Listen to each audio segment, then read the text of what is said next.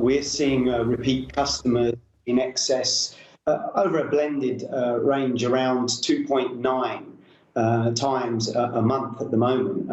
And obviously Hakkasan is one, but we've added a slew of really great restaurants. Zuma, Fortnum's department store we added recently, Core by Claire Smith, Nobu's, Scott's, Gymkhana.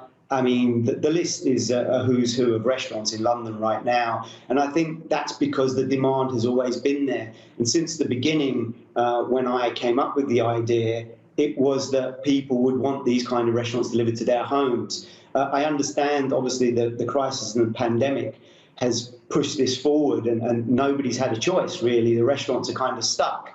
But the process has always been there. We've been in business for 5 years, so I guess we are an older startup, but we've always done the same thing. So when this happened and lockdown came in, we were the first port of call for a lot of these restaurants. Peter, can I ask you about what it means on the quality side? Because I think some customers are quite forgiving if they open a box and it's a soggy pizza inside. But when it comes to Michelin-star food, very high-end, they want the quality to be there. So what does the process involve, and just how much does that cost effectively for your business trying to maintain the quality?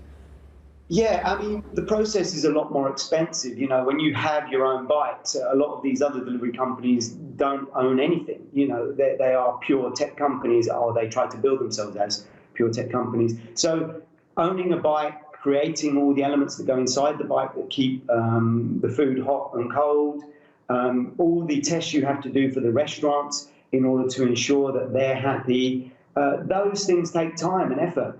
Premium style processes generally take a lot longer to put in place. This isn't just a guy on a bicycle with a rucksack, like you say, that sloshes the food around or gets you a soggy pizza.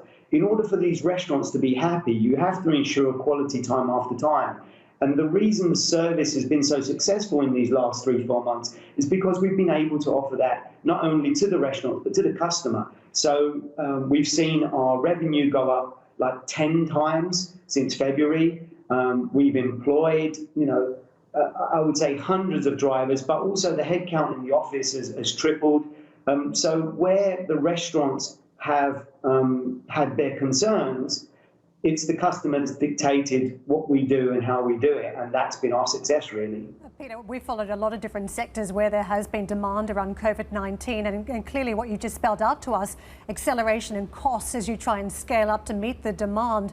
But when it comes to your business model, there are clearly some very short-term hurdles across the UK, the reopening of restaurants, about socially distant operations, but that's the 4th of July, that hurdled across on the demand side, and also down the track if some of the researchers magically come up with a vaccine. Are you concerned that you see a hit from either of these scenarios, short, medium term? Well, I think it's great that the restaurants are coming back. We're partners after all, so we champion our restaurants and we stand on their shoulders. It's a symbiotic relationship. We work together when we work with a restaurant. So them coming back, people being able to go out, that's great. In the short term, I would envisage people going out a little bit, but there'll still be a lot of caution. And I don't think this is ever going to go away until there is a proper vaccine, and that vaccine is distributed among the masses, which is probably 18 months away.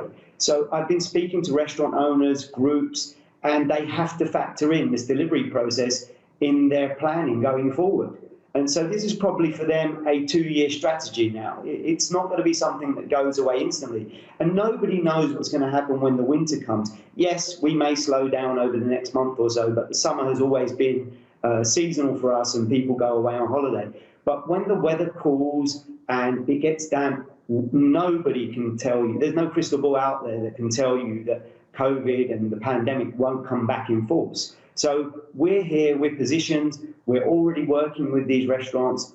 If they do slow down the delivery side over the next few months, I'm sure it will come back with a bang, come towards the end of the year.